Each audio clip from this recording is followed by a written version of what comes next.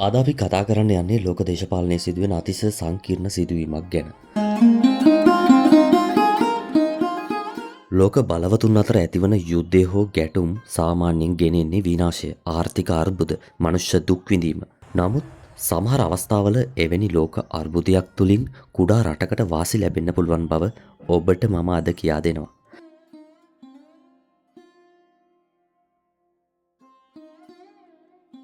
පසුගිය දිනවල මුහුද මැද සිදු වූ සිදුවීමක් නිසා ඉරාන නාවිකයන් පිරිසක් ශ්‍රී ලංකාවට ගෙනාවා.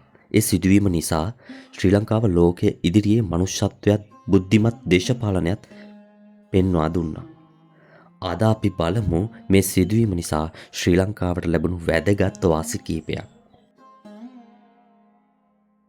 අංක 1 තමයි සහෘදයනි, ශ්‍රී ලංකාවේ මනුස්සත්වය ලෝකයට පෙන්වූ අපූර්ව අවස්ථාවක් තමයි මේ. ලෝක දේශපාලනයේ සතුරුකම් මැද සිදු වූ සිදුවීමක් නිසා ඉරාන නාවිකයන් කිහිප දෙනෙක් මුහුදේ අනතුරකට ලක් වුණා. එම අවස්ථාවේදී ශ්‍රී ලංකාව නාවික හමුදාව ඔවුන් බේරාගෙන කොළඹ නාවික කඳවුරට රැගෙන ආවා. ඔවුන් බොහෝ දෙනෙක් තුවාල ලබා සිටි නිසා එතකොට ශ්‍රී ලංකාව කළේ කෑම ලබා දීම, වෛද්‍ය ප්‍රතිකාර, ආරක්ෂිත නවාතැන් සියල්ල ලබා දීමයි. මෙය ලෝකයට මනුෂ්‍යත්වයේ විශිෂ්ට උදාහරණයක් වුණා. මේ වගේ පුංචි රටක් මේ වගේ කාර්යයක් සිදු කිරීම සම්බන්ධයෙන්.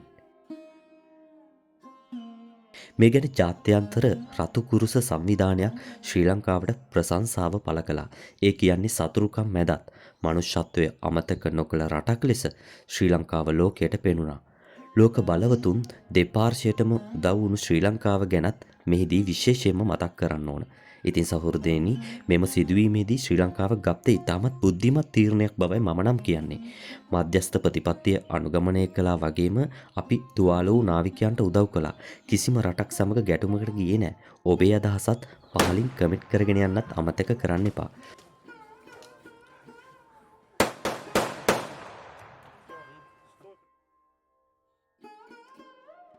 මේ ලෝක දේශපාලනයේ ඉතා වැදගත් දෙයක්.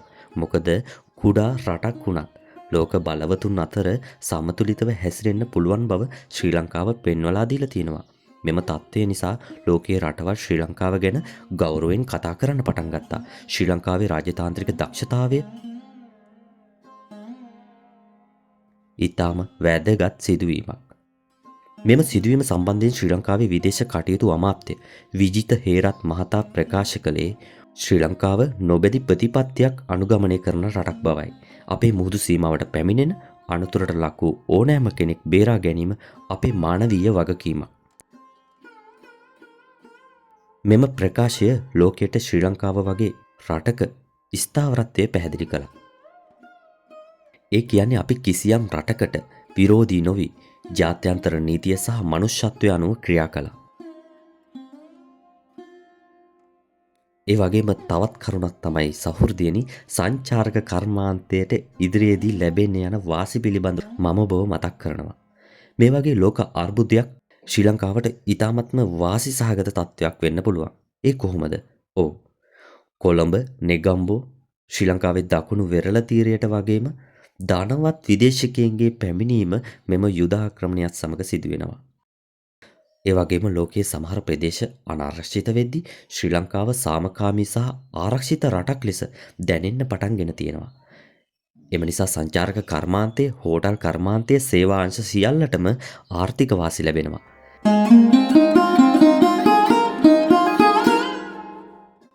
මෙම ක්‍රියාව ඉරානය සමග අනාගත සම්බන්ධතාව වැඩි දියුණු වීමට බලපාන්නේ කොහොමද කියලත් මම ඔබට කියා දෙනවා.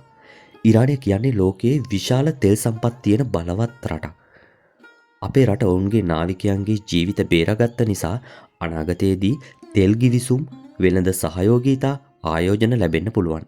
ඒ කියන්නේ අද අපි කළ මානවීය උදව්ව අනාගතයේදී ආර්ථික වාසියක් වෙන්නත් පුළුවන්.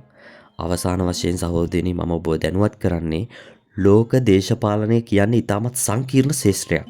නමුත් කුඩා රටක් වුණත් ශ්‍රී ලංකාවට බුද්ධිමත් තීරණ, මධ්‍යස්ථ ප්‍රතිපත්තිය, මනුෂ්‍යත්වය තිබුණොත් ලෝක අර්බුද තුලින් වුණත් වාසි ලබා ගන්න පුළුවන්. අපි හැමෝම ජාතියක් වශයෙන් මේ වෙලාවේ එකතු වෙන්න ඕන. නිවැරදි තීරණ ගන්න ඕන. දේශපාලන බුද්ධියෙන් ක්‍රියා කළොත් ශ්‍රී ලංකාව අනාගතයේදී ඉතාමත් ශක්තිමත් රටක් වෙන්න පුළුවන්. අනිවාර්යෙන්ම වීඩියෝ එක බලලා හොඳයි නම් ලයික් කරන්න, කමෙන්ට් කරන්න, සබස්ක්‍රයිබ් කරන්න ගැමි සුවඳ channel එකත් එක්ක එකතු වෙන්න. එහෙනම් ගිහින් එන්න සියලු දෙනාටම සුබදායි සතියන්තයක් වේවා.